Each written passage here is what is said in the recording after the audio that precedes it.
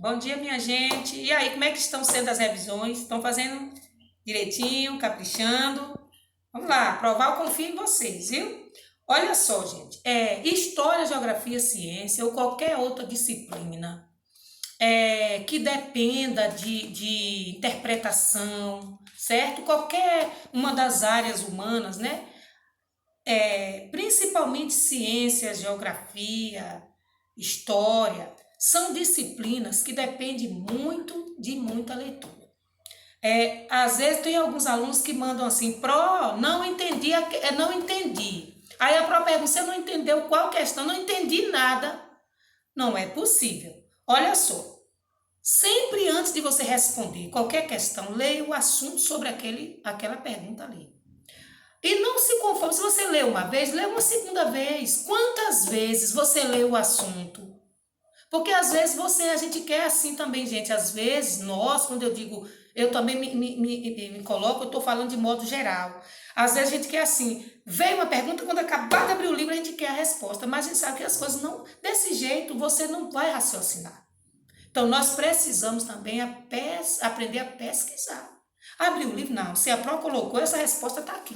Eu vou estudar mais uma vez, vou dar mais uma olhada, eu vou encontrar. Porque se você olhou por cima, não entendi não, pró. Com história, geografia e ciências. E com matemática, aí vai ficar como? Não é? Mas vamos lá. Vamos aqui ver hoje geografia. Nós vamos falar sobre condutibilidade térmica e elétrica. Isso aqui é outro conteúdo que a gente vai precisar. Vamos ver nossa atividade de ciências, certo? Em ciência, nós vamos falar sobre condutibilidade térmica e elétrica. Condutibilidade térmica é a capacidade de conduzir calor. Sobre condutibilidade, dê exemplos de bons condutores de calor. O que é esse negócio de bons condutores de calor? São aqueles que conseguem transmitir calor com facilidade, tipo os metais, né? Você já observou qual é o material que é feito o ferro de passar? Por que o ferro de passar é feito com aquele tipo de material? Né? Porque ele absorve muito calor rapidamente, né? Quando a mãe está fazendo comida, você já observou que se a gente encostar a mão na panela, a gente se queima. Por quê? Porque aquela panela ali, a panela está no fogo ali, o alumínio, se for outro tipo de material ali, vai e esquenta muito, diferente do plástico, diferente da madeira, né? Geralmente as mães usam também a colher de pau para estar mexendo alguma coisa. Por quê? Porque a madeira e o plástico, eles não são bons condutores de calor. Ok, gente? Mas aí continue lendo, aí no livro tem tudo isso. Por que dizemos que o plástico e a madeira são isolantes térmicos? Por tudo que eu acabei de falar. Porque não transmitem, não recebem calor com facilidade. O plástico pode ficar um pouco quente, pode, mas não a ponto de queimar a nossa mão como uma colher, né? Uma colher normal de metal.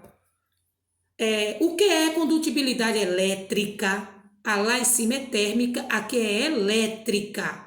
Você vai encontrar aí também no seu livro. O que é condutibilidade elétrica, né? São as propriedades, né, dos materiais de conduzir eletricidade. Você vai encontrar isso aí no seu livro. Por que é tão importante que as pessoas tomem bastante cuidado com o uso de equipamentos elétricos, gente? A gente falou tanto disso na sala, todo mundo deu um exemplo, lembra? Porque os equipamentos elétricos, né, eles necessitam de tanto cuidado, porque os fios, né, pode um fio desencapado, a gente vê isso aí, pode levar uma pessoa à morte, os cuidados que nós temos que ter com as questões das tomadas, certo? Não está descalço, tal, mas no livro tem a resposta mais apropriada para isso aqui. As mãos e os pés molhados apresentam sérios perigos para as pessoas em relação à eletricidade. Por quê? Bom, você pode achar que essa pergunta aqui a resposta seja a mesma de cima, mas não. Olha o que eu disse aqui, as mãos e os pés molhados. A água, ela é um condutor de eletricidade, você sabia disso? Quem lembra de uma história, foi na sala do quinto ano que Proval contou isso, do menino que a mãe dele estava lavando a cozinha. Lembra, gente, que Proval contou essa história? Essa história foi verídica, viu? A água é um perigo, porque a água conduz eletricidade. Se você está com as mãos, os pés molhados, você vai colocar coisa em tomada, aí isso é um perigo. Então, essa é a resposta aí. A massa refere-se à quantidade de matéria de um material. De acordo com a explicação da página 9, aqui eu já indiquei a página do livro de ciência, responda a situação abaixo. Veja essa situação aqui, gente.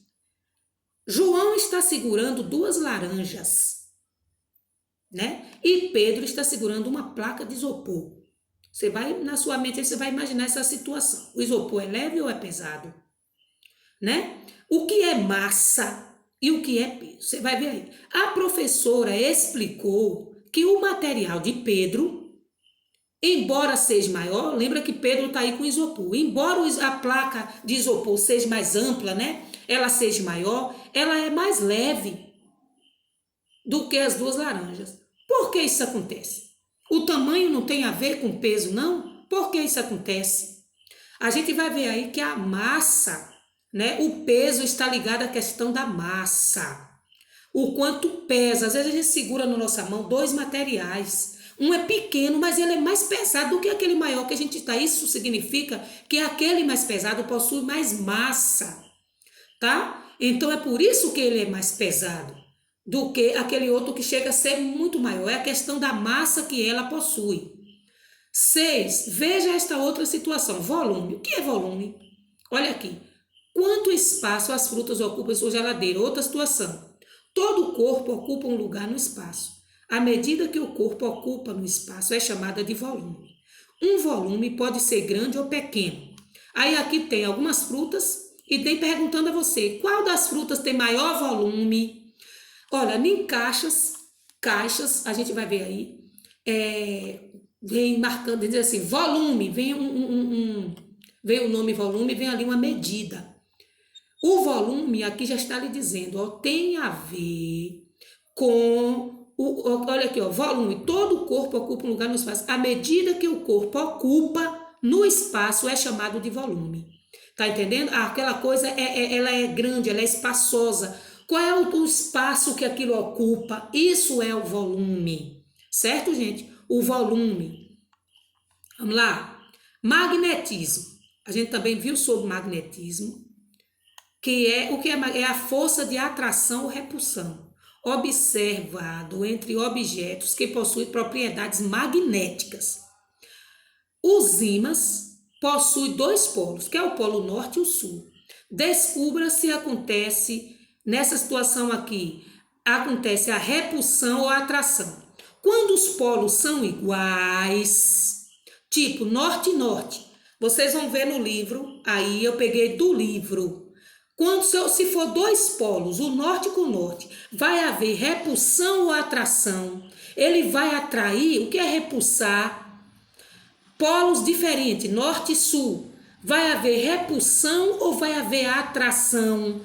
Tá? A gente vai ver isso aí. Teve essa aula, foi presencial, sobre magnetismo. A gente falou até sobre a questão da Terra. Por que que tudo que é lançado para cima desce? Por que tudo que se joga para o alto ele desce? Por causa da força magnética, né? Que a gente sabe, a gente viu a questão que o planeta Terra possui no centro da Terra.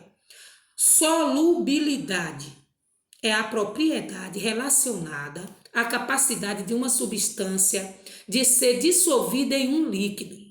Cite 2 materiais que se dissolvem na água. Aí na cozinha, pense, o que é que se eu colocar na água e mexer, aquilo vai se dissolver, vai sumir, né? Por exemplo, será que o óleo, ele dissolve na água, o óleo? Não. Mas o que é que se dissolve na água? Eu coloco na água. O leite em pó, será que isso acontece? E o açúcar, o sal, certo? Então você vai ver isso aí. Solubilidade é aquilo que pode ser dissolvido. Então aqui eu lhe pedi para você ver aí com a mamãe. Até a mamãe vai lhe ajudar nisso aqui, ó. Que a mamãe é boa aí nessa história aí. Certo, gente? Por que a água é considerada um solvente universal? Por quê?